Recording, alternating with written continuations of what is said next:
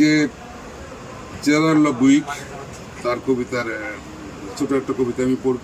ফরাসি কবি। আমরা জানি যে পৃথিবীতে অনেক শহর আছে, কিন্তু একটি শহর আছে একজন তরুণী মেয়ে কবির সামনে এসে গ্রাটা খুলে দিয়ে বলবে কলমটা দিয়ে যে একটা অটোগ্রাফ দাও।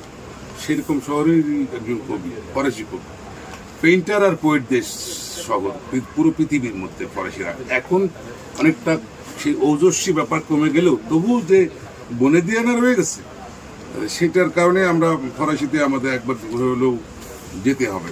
বদলিয়ারের কবরের পাড়ে বসে শ্যাম্পেনের একটা বোতল না খুললে এই জীবন কবিতা লেখার জীবনও ব্যর্থ হয়ে যাবে।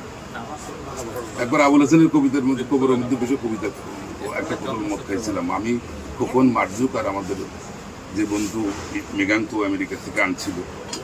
যাই হোক, আমি একটা কবিতা পড়ছি জেরার্ড লুইকের। এভাবে সব পড়ে কিছু হয় না, এটা এক ধরনের ইন্ট্রো হয়, আর প্রমোশনাল ইন্ট্রো, এটাই যথেষ্ট। ঠিক আছে। এখানে ঈশ্বরের স্থায়িত্ব কোনো আবেশ তৈরি করে না, বরং মানুষের স্থায়িত্ব পাথরের উপর তার কাজের মাধ্যমে কমলার ভেতরের অংশের মতোই সুরক্ষিত, নির্ভুল, ছোট ছোট। এটা আসলে প্রথমে যেটা বলছিলাম, বদলিয়ার, ভেল্ডেন, মালারমে, এদের হাত থেকে আমাদের নিষ্কৃতির জন্য যে নতুন নতুন কবি আসতেছে, সেটা একটা ভালো দিক। এই বলে আমি আমার জন্মদিন উপলক্ষে প্রকাশিত এই অনুভূতির জন্য শুভকামনা জানাচ্ছি।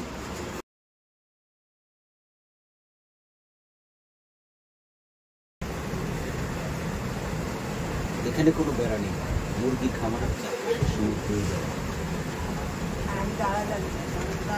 এখানে যারা কম বয়সে মারা যায়, প্রবাসীদের স্মৃতিতে এবং হৃদয়ে দীর্ঘকাল বেঁচে থাকে।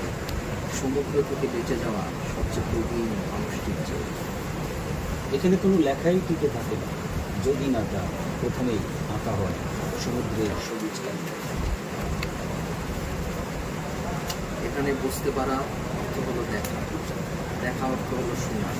এখানে মেয়ে মানুষেরা দূরবীন ছাড়াই চলে। তারা প্রথম থেকেই জানে দ্বীপের চারপাশে সমুদ্রের ছলনা, বাতাসের প্রেমের আড্ডা।